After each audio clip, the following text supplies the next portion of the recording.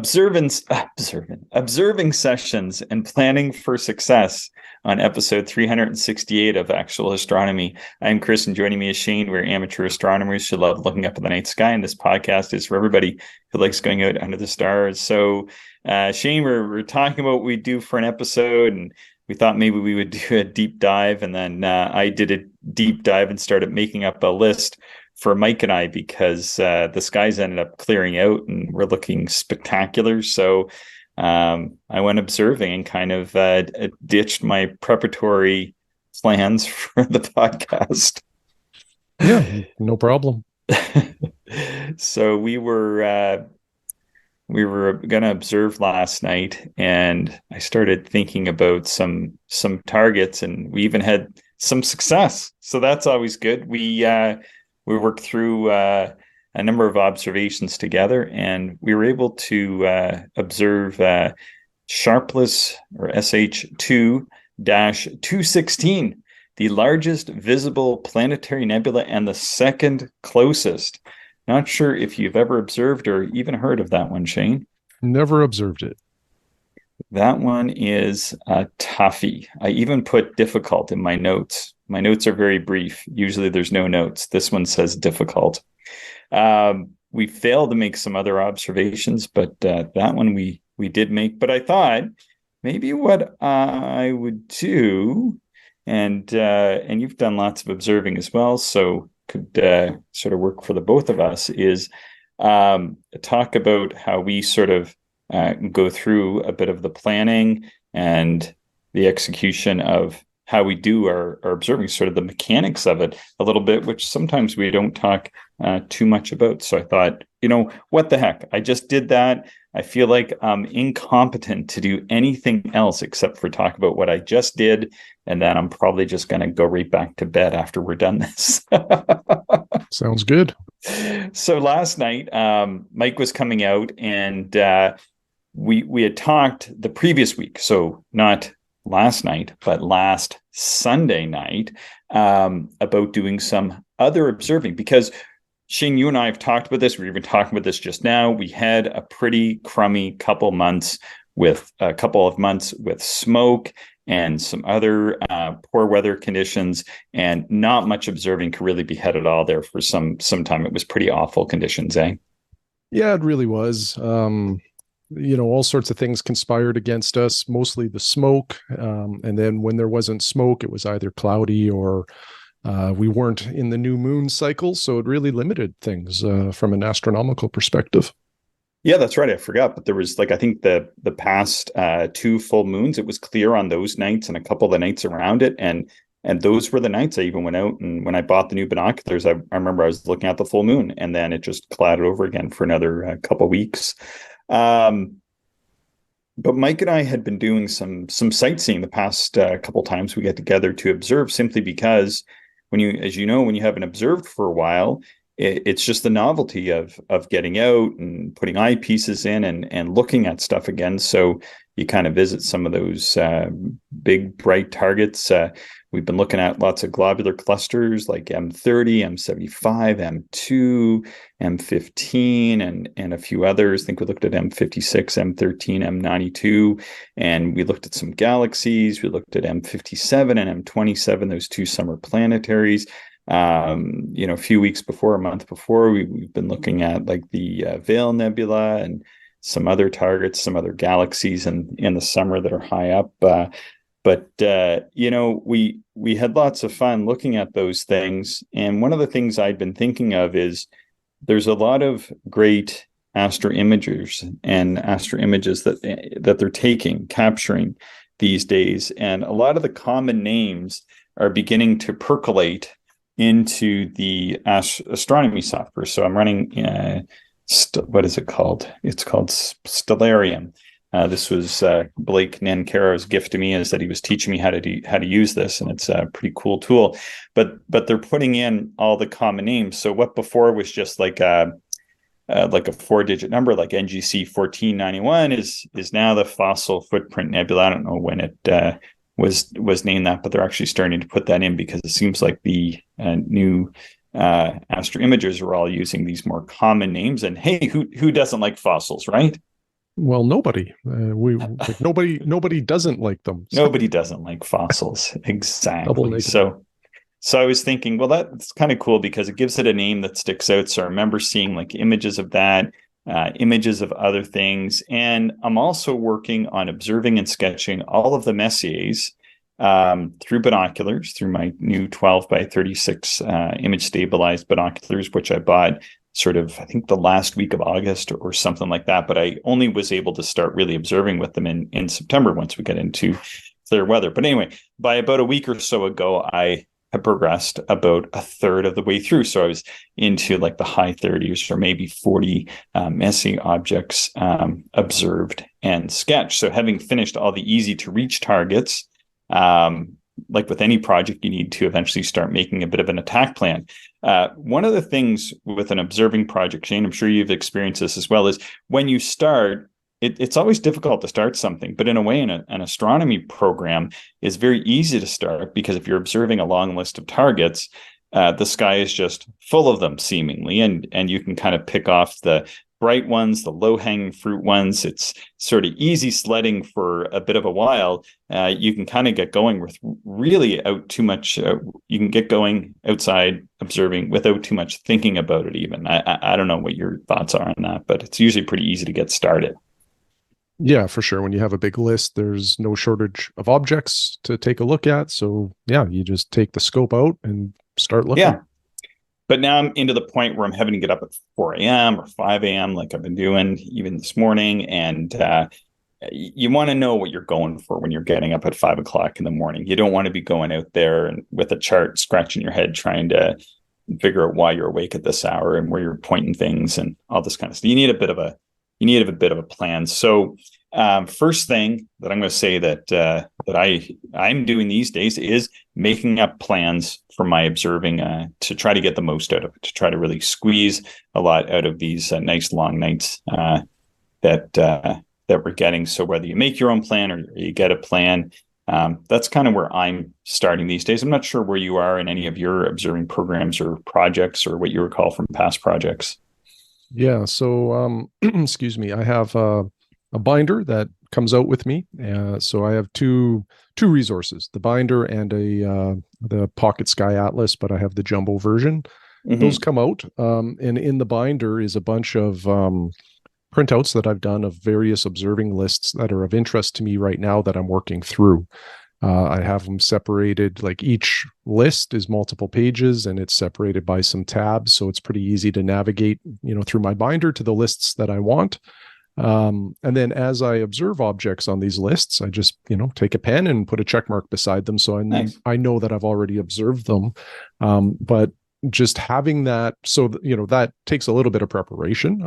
And having that, at the ready makes my observing sessions more successful because the plan is already there. It's just grab the binder. And then what do I want to look at tonight? If it's a dark sky, and I'm away from some light pollution, I'll probably be working through the O'Meara's Hidden Treasures list. Mm-hmm. If it's in my backyard lately, I've been just working through the RASC double star list. So it really depends on where I am and what I feel like that night. And then I can just pick the list that is of my interest and away I go. Yeah. And so to kind of start down that path, you need to have a plan of some sort. You have a binder. Right now, I'm just I have some lists on my computer. I sort of strangely enough, I don't really do that much on the computer for my true astronomy, but I have these sort of working lists. And what I do, the reason why I like to have the list on the computer is that I move the targets around to reprioritize them, because as time goes forward, as things are rising and setting, sometimes it can make sense to switch the order of what I'm going to observe or where it is in the sky. It might make sense to make these 3 observations and then another one in that part of the sky. Or like last night, I observed 38, 36, 37, the Messiers, went over, observed 29, which may seem strange, but it was lower down. And then M39, which was the highest object when I started, but it had come down, but it was so high up that it was to the point where it was difficult to observe. So I will adjust based on the altitude of the targets. But like you said, you need a good chart there. And one of the key ingredients, we've talked about this tons, is what you wear observing. Yeah, you need to be comfortable, and part of comfort is staying warm. And at night, as things cool off, I always, and we've mentioned this before, but I always like to dress for about 20 degrees cooler than what the forecasted temperature will be. If I do that, I know for sure that I will end when I want to end, as opposed to ending when I'm too cold. Yeah. And there's nothing worse than shivering and trying to observe. So yeah, dressing warm, pretty important. The one thing I often forget is like I've done this in the past couple of years, less so now, is proper footwear. Like sometimes I'm just getting ready and you're totally fine in the city and walking around and doing whatever and getting loaded up, and I find myself out at the observing site or whatever wearing a pair of like track shoes or something, and I'm like, oh no, like these are just not going to be warm enough, and they've kind of ruined a couple nights. So I'm always pretty good to at least have my hiking boots with me or something like that now, that provide a little bit more insulation. One thing I've switched to, this is not attire related, but this is something I've learned, is that I need to take 2 red lights with me. And I started doing this the past couple of years. The reason is I'm always putting a light down somewhere turned off, and I can never find my light. And if you don't have a second light, good luck with that. So you don't have a tether like around your neck with the light hanging off of that? Oh yeah, I hate doing that. I just Okay. find that uncomfortable when I'm like trying to be at an eyepiece and the lights knocking into telescopes or catching on stuff. So no, I have the tether on it or the lanyard, but I'm using 2 lights, and I find it really handy because sometimes I'm using right now, I have a couple of these, what are they called? Skylights from Rigel Systems. One of them is here in pieces, and I have another one that's just the red one.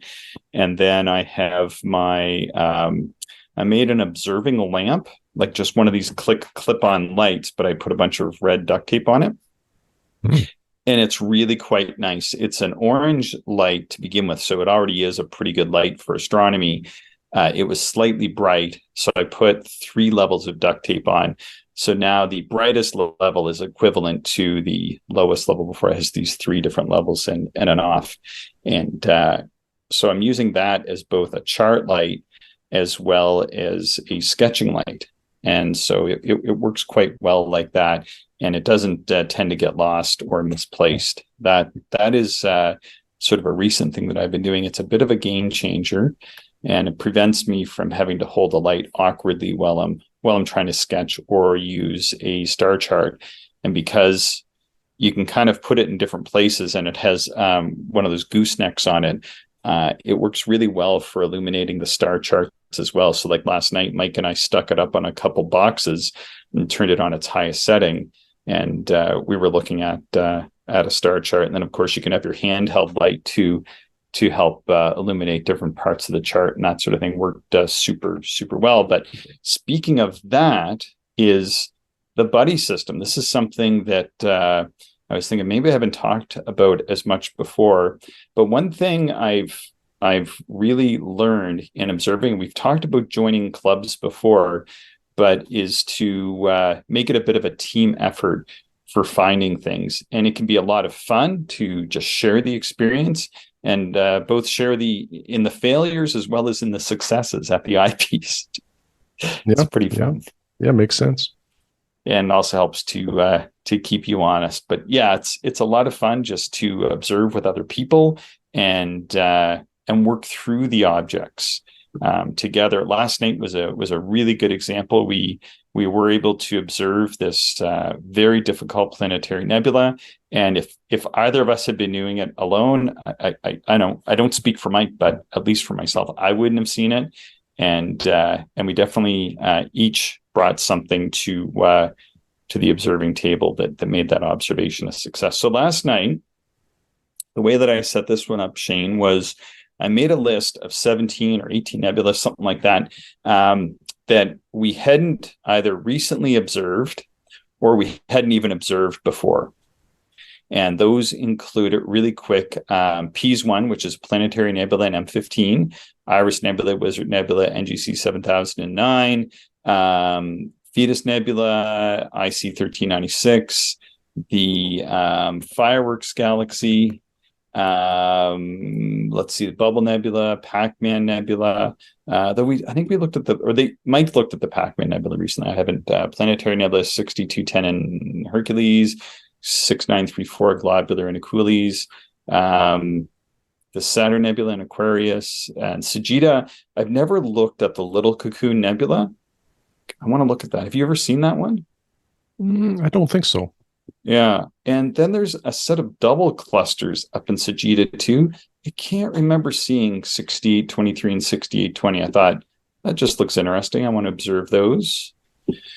There's a sharpless object in Cygnus called the Flying Dragon Nebula. I hadn't observed that. Last year, I did an observation of the Cocoon Nebula, and I did a sketch of it.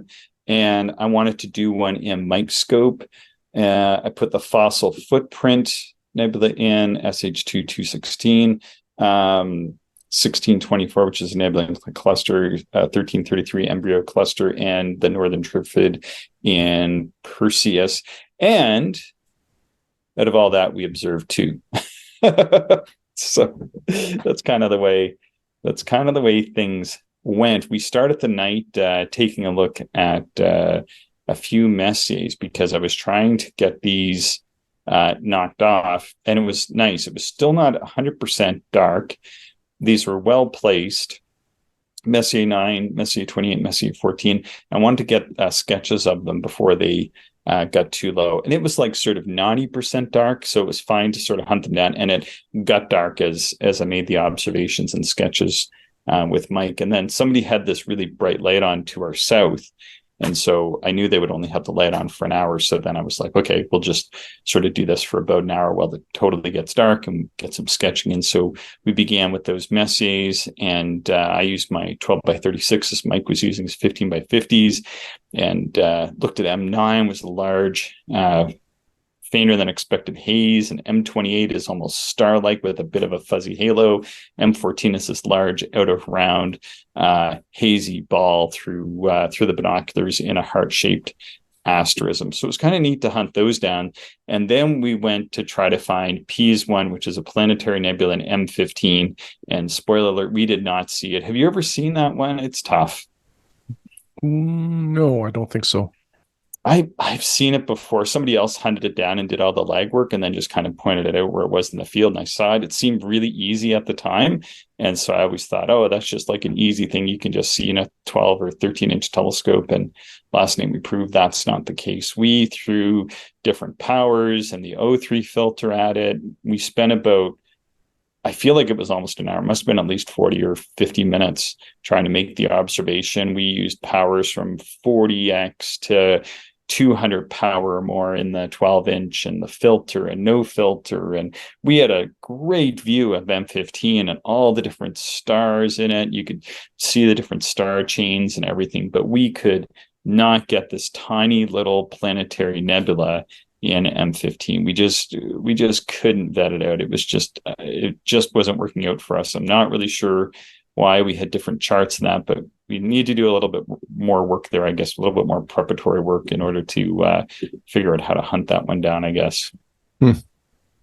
Yeah, sometimes, when you're chasing, challenging objects like that, you have to be prepared for not being successful the first time or maybe the first 10 times. It's, sometimes you just have to be persistent because different sky conditions or eyepiece filter combinations can all of a sudden make it appear. So yeah, it's really just catching all of those variables at the right moment for some of these challenging objects. Yeah, there's this like trapeze asterism that you have to find, but then the nebula is on the other side. And I remember when we found it before, we knew this, but then we just used the right power and the right filter, and it was in the right place, and we were able to get it. But I don't know why it seems so easy on that particular evening, but it was.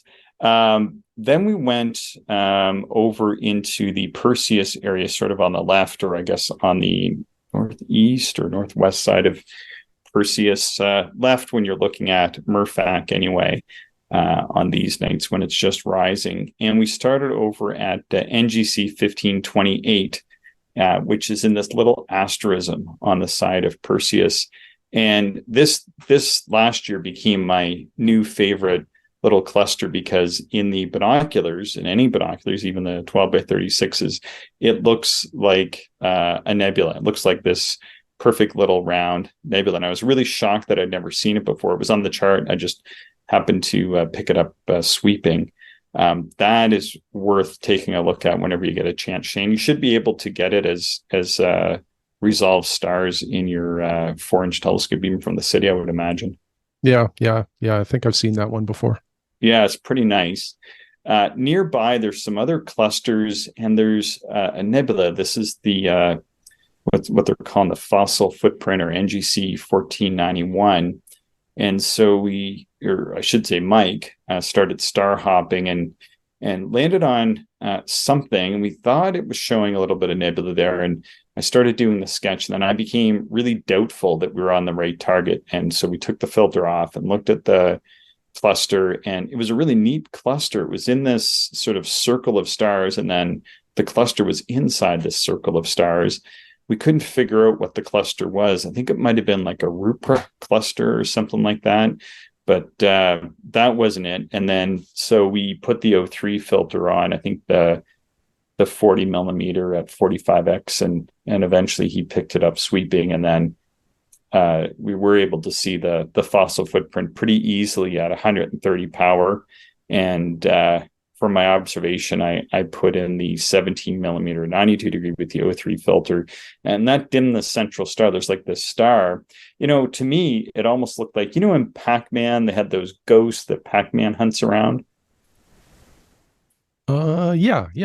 Yeah, it looked like one of those ghosts. Okay. Maybe it's Halloween kind of creeping in here. To me, anyway, kind of starts and it has a very clearly defined northern edge, and then on the bottom, it's kind of like a bit jagged, or it kind of runs out. And with that eyepiece, I forget, I think it was like around 80 or maybe 75 or 80 power. Pretty nice. Nice wide field of view with the 92 degree, and able to actually make that observation. But we noticed, what was weird though, is we tried them with and without the filter and such. We noticed that with a really low power, the star really shone like it was almost difficult to see the nebula for the star. And then as we increased the power, the star faded out dramatically, and the nebula became more pronounced. It was just sort of an observation that we noticed with that particular nebula that seemed distinct versus other observations that we've made. Cool. Yeah, so then we moved on. Our big challenge for the night was to try to see this huge planetary Sharpless 2-216. That's the largest planetary nebula. I forget what it is, but I think it's almost a couple of degrees across. So it's just about 2 degrees. I think it's like, anyway, it's 100 arc minutes, I think, and it's very circular. And I didn't look at anything before. I didn't look at any other sketches. I didn't look at any astro images. I just, on the chart, it's just like this big planetary nebula, and need an O3 filter, of course, to enhance those. So what we did is we put the 40 millimeter in the O3 in the paracore and the 12-inch, and we were panning around. We thought we could kind of vaguely see something, but knowing it's so big, we wanted to increase the field of view. You can do that by simply taking the paracore out, and I think that reduces the power by like 10 or 15x. So it's going to increase it the field of view by a significant amount, the true field of view. So we did that, and then we noticed that it actually dimmed it a little bit. Weird, eh? Mm-hmm. So we were thinking about this. And the reason why it dimmed is because we're suddenly increasing the exopupil. I forget what it is, like 7.5 or 8 millimeter exopupil now. So then it occurred to us that the exopupil has increased so much, and our eyes don't dilate to 8 millimeters or whatever it is, that we were losing more light. And that's why it was dimming instead of, giving us a larger field of view and concentrating the light. So we swapped in a 32 millimeter eyepiece with the O3, and then it just was quite a dramatic change. We were suddenly able to take advantage not only of a slightly increase in the magnification, which increases the contrast, but also we weren't throwing away a couple inches of aperture there, or whatever it is, and more easily could see this very clearly defined edge, almost like a half moon.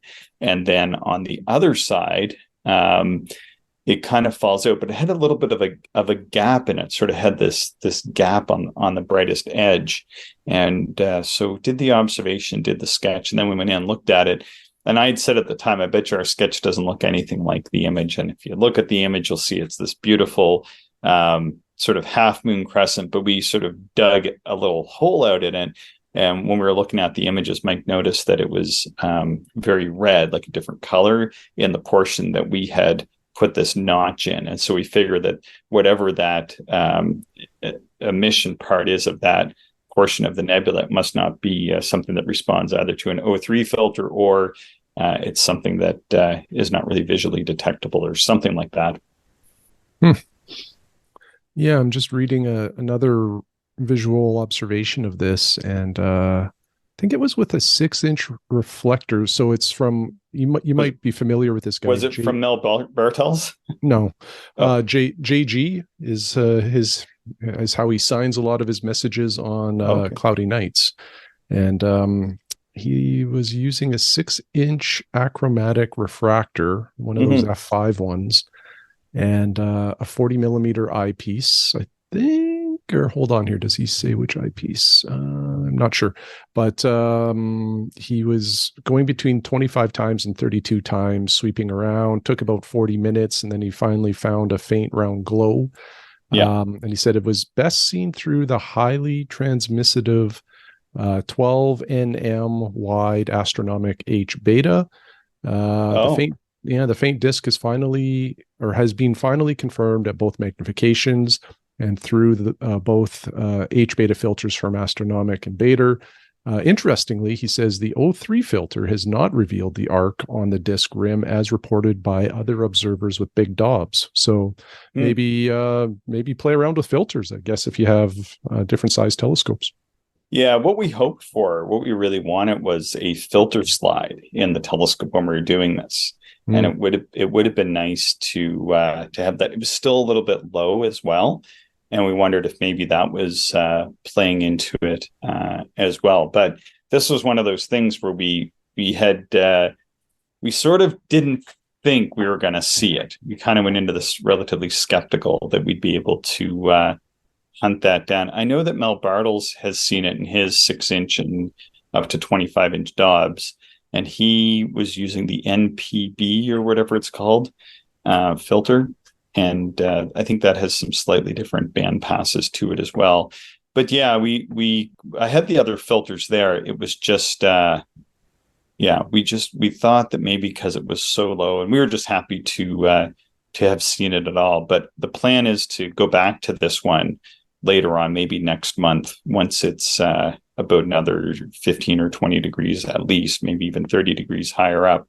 I said, man, this would be a really neat object to see when it's as high as like the double cluster is right now in the evening sky. So yeah, it was just at a nice altitude though for hunting it down. Sometimes it's nice just to get the field down and figure out where things are when they're at sort of that 30 or 40, I guess in this case, 30 degrees up, or if that.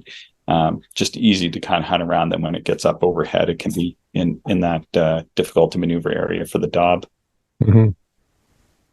So then we toured around a little bit. We looked at NGC 2403 and M77, but we were spent after that. Like after doing that observation and messing around with it for the better part of an hour, then that was kind of it. Mike packed up around 11 or just after, quarter after, and he headed home, and I went in and warmed up, and then I went back out and sketched up M38, 36, 37, 29, 39, and 35. So last few sketches were not my best, to say the least. I was pretty spent by the time 1 o'clock rolled around. So, but I'm more than half done sketching those Messiers now in the binoculars, which isn't too bad for 36 days since I started on that project. Yeah, that's good. Yeah. How about your thoughts on planning and executing your observing sessions, Shane? Do you have anything? Well, like I mentioned, I take my binder out with my lists.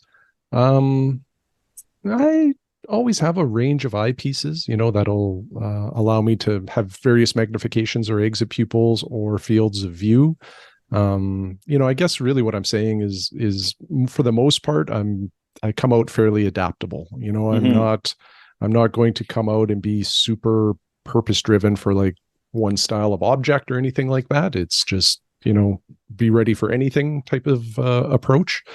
And then, we talked about, being warm, flashlight, make sure the battery, is of decent power. If it's been in there for a long time, you may want to replace it because there's certain things like, if you forget one eyepiece, chances are you still have other eyepieces in the case and you can keep observing. But there's some things like sometimes if your flashlight dies, that may end an observing session or force you to really change what you're looking at, because if you can't reference star charts or lists because it's too dark to see, then you just go for memory and you might just, look at some bright messiers or things that and not necessarily what you were hoping to look at that night. So, I always try to mitigate potential, observing session breakers like that so that I don't get caught. But yeah, for the most part, it's just get out there and do it. If there's something that is very challenging, sometimes I don't really do this too often, but I know other observers do it. And they'll go to their planetarium software before they go out. And, if it's a refractor that they're observing with, they'll switch the left-right orientation in the planetarium software. So what they're seeing on the screen will mimic what they're seeing through the eyepiece. And then they practice the star hopping on their planetarium software. I'll go from this bright star to this other star, and that might be within my Telrad view or whatever. And they basically simulate what they'll do actually at the eyepiece outside. So that's kind of an interesting approach. Like I say, I don't really do that, or I've done it a couple of times, but I know others that do it pretty regularly. So The only the only risk in that one though is you could pollute yourself pretty good by taking in too much of like what's in the software. I think it was somebody was saying this recently, either on our podcast or maybe I think it was Cindy. We're gonna have her on next week to talk about sketching. And it's just sometimes it can be easy to absorb, like if you're looking at what the target looks like. So what I did for my software is I turned off all the images. So when I'm working through it, I can't see. I've actually totally disabled it. So I only see like either the square, a green square if it's a nebula, or a circle if it's a cluster, or like a little red oval if it's a galaxy. Because I always get concerned, even though my sketch doesn't look anything at all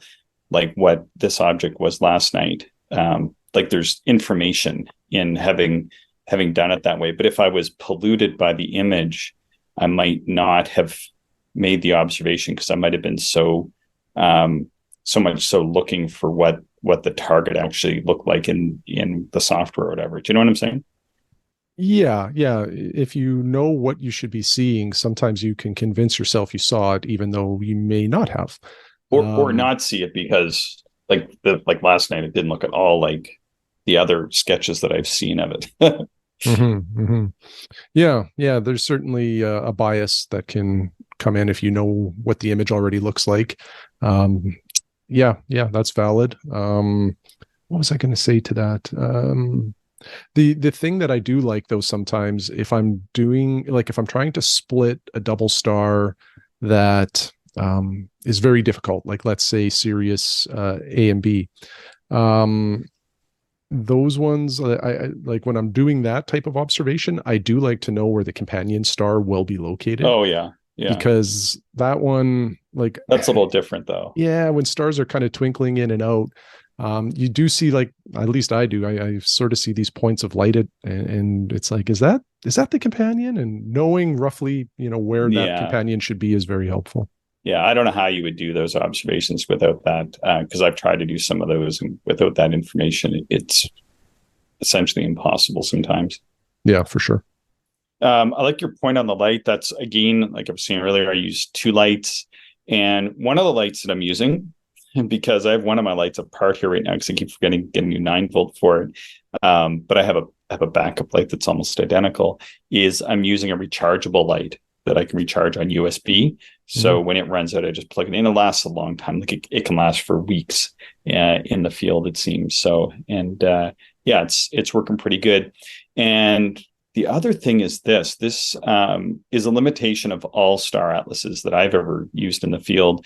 And that is that there's always objects that are going to be either on the seam or on the edge of the charts. So, for example, some of the targets around, like the heart and soul in Interstellarum, are on the top right corner of some charts and the bottom left of others. Like, they're not well placed, so it can be difficult to figure out like their orientation.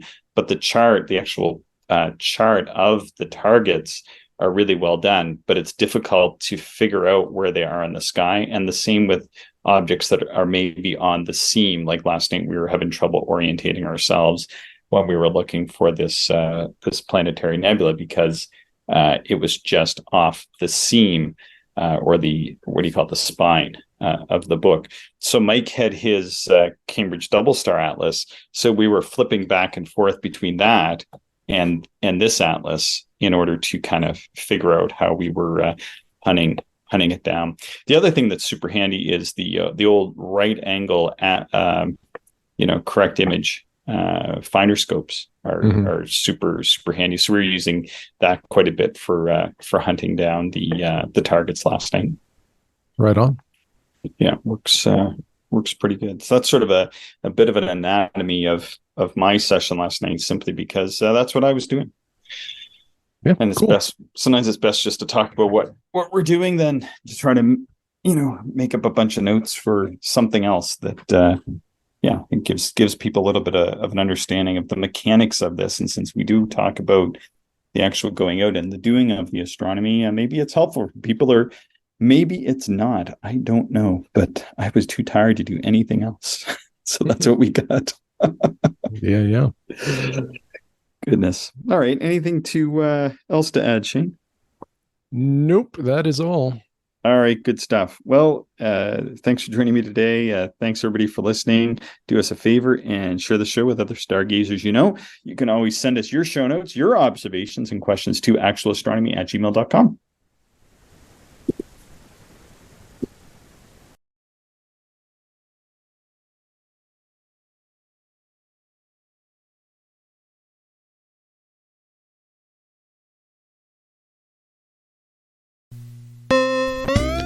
Thank you, everyone, for listening, and we hope you enjoyed the show.